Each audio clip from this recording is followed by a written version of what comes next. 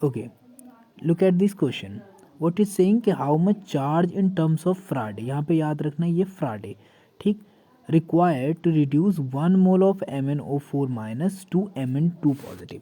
तो सबसे पहले जो चीज़ याद रखने की है वो ये कि अगर हम बात करते हैं 1 मोल की, तो हम यहाँ पे बात कर रहे हैं 1 मोल इलेक्ट्रॉन्स, ठीक।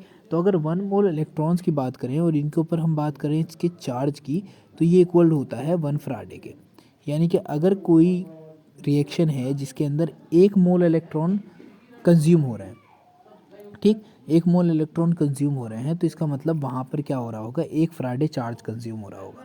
इसी तरीके से आप मानकर चलें, जैसे फॉर एग्जांपल यहाँ पर दिया है कि देखो आपके पास क्या है, MnO4 निगेटिव है, और ये क्या करता है, ये बनाता है रिड्यूस होकर Mn2 पॉजिटिव। तो यहाँ पर एक चीज़ को ध्यान से देखना है कि जहाँ पर जो है तुम्हारा ये MnO4 रिड्यूस हो रहा है, किसमें रिड्यूस होकर बना रहा है Mn2 पॉजिटिव। अब कोई भी चीज़ रिड्यूस होती है तो क्या करती है, इलेक्ट्रॉन गेन करती है। अब देखो यहाँ पर इसकी ऑक्सीडेशन स्टेट का पता करें तो इसकी ऑक्सीडेशन होती है +7।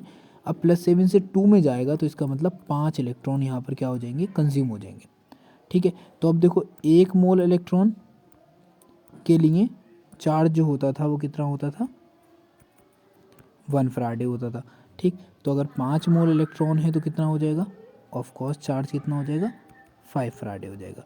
अब 1 फ्राडे जो होता है ना, इसके ऊपर अगर कुलाम में देखेंगे तो चार्ज होता है 96,500 कुलाम, ठीक।